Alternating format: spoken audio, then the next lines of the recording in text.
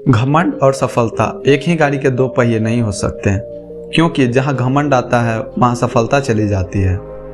हम सभी जीवन में कुछ न कुछ हासिल करना चाहते हैं, धन, प्रसिद्धि, पद, ताकत या ज्ञान। जब हम इन चीज़ों को प्राप्त कर लेते हैं तो हमें लगता है कि हम सबसे श्रेष्ठ हैं। यही भावना धीरे धीरे घमंड में बदल जाती है।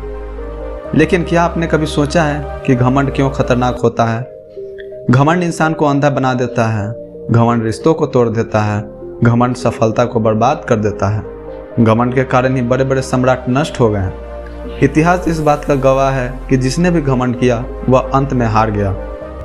आज की यह कहानी एक युवा राजा विक्रम की है, जो अपनी बुद्धि और वीरता के कारण बहुत ही शक्तिशाली बन गया। लेकिन जब उसे अपनी ताकत का घमंड हो गया तो उसे अपनी सबसे बड़ी हार का सामना करना पड़ा। बहुत समय पहले एक विशाल साम्राज्य पर राजा विक्रम शासन करता था। वह बहुत ही बुद्धिमान, निडर और परिश्रमी था। उसने कई युद्ध जीते, उसके पास अपार धन संपत्ति थी। उसकी सेना इतनी ताकतवर थी कि कोई भी उससे टकराने की हिम्मत नहीं करता था। धीरे धीरे उसकी यह सफलता उसके घमंड में बदलने लगी। अब वह सोचने लगा कि मैं अजय हूँ, मुझसे शक्तिशाली कोई नहीं, मेरी बुद्धि के सामने कोई नहीं टिक सकता। उसका व्यवहार बदलने लगा। वह अपने मंत्रियों की सलाह सुनना बंद कर दिया, गरीबों की मदद करना छोड़ दिया। उसे लगता कि वह जो भी कहे वही सही है। एक दिन उसका सबसे विश्वास पात्र मंत्री आचार्य चाणक्य ने उसे समझाने की कोशिश की। महाराज, घमंड बहुत खतरनाक होता है, यह आपकी सत्ता को नष्ट कर सकता है। लेकिन राजा विक्रम हंस पड़ा और बोला, मेरे पास दुनिया की सबसे बड़ी सेना है, सबसे ज़्यादा सोना है और सबसे तेज दिमाग है, मुझे कौन हरा सकता है? मंत्री ने आखिरी बार कहा, अगर आपने अपनी सोच नहीं बदली तो एक दिन यह घमंड आपको नीचे गिरा देगा। लेकिन राजा विक्रम ने उनकी बातों को अनसुना कर दिया। कुछ ही दिनों बाद एक महान संत राजा विक्रम के दरबार में आए। उन्होंने राजा से कहा, राजन, घमंड मत करो, यह तुम्हें नष्ट कर देगा। राजा ने क्रोधित होकर कहा, मुझे कोई नहीं हरा सकता, मैं सबसे शक्तिशाली हूँ। संत ने मुस्कुराते हुए कहा, अगर ऐसा है तो तुमसे भी ताकतवर कोई जरूर होगा। जो घमंड करता है उसे समय ही उसकी औकात दिखा देता है। राजा ने गुस्से में संत को अपमानित कर दिया और उन्हें दरबार से निकाल दिया। संत ने जाते जाते कहा, ठीक है, समय ही तुम्हें सबक सिखाएगा।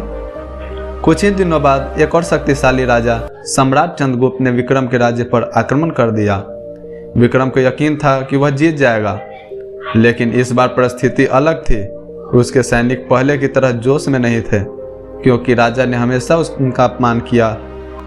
उसके मंत्री उसकी सलाह नहीं मान रहे थे, क्योंकि उसने कभी उनकी सलाह सुनी ही नहीं थी।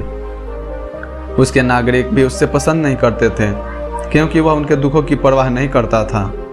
इस बार राजा विक्रम की सेना युद्ध में हारने लगी।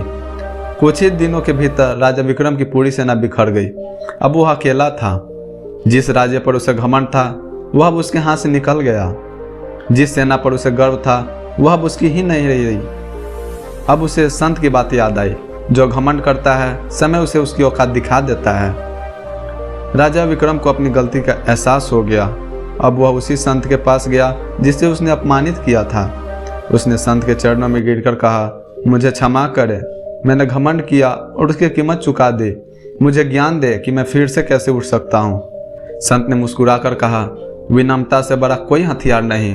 जब तक तुम घमंड से ग्रस्त रहोगे तुम हारते रहोगे, लेकिन अगर तुम विनम्र हो जाओगे तो फिर से राजा बन सकते हो। राजा ने संकल्प लिया कि अब वह घमंड छोड़कर विनम्रता अपनाएगा। धीरे धीरे राजा विक्रम ने अपने राज्य को फिर से संगठित किया। अब वह प्रजा की मदद करने लगा, अपने मंत्रियों की सलाह लेने लगा, सैनिकों के साथ सम्मान से पेश आने लगा। अब वह पहले से भी ज़्यादा शक्तिशाली बन गया, लेकिन इस बार उसके पास विनम्रता थी, न कि घमंड।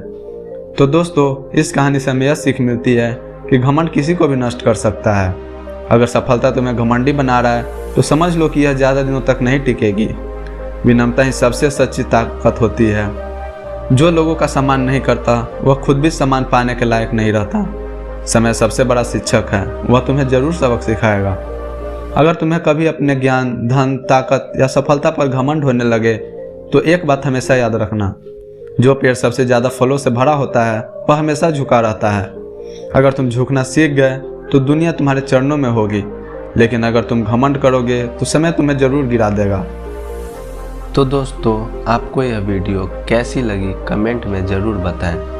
अगर आपको यह वीडियो अच्छी लगी तो हमारे चैनल को लाइक शेयर सब्सक्राइब ज़रूर करें। धन्यवाद।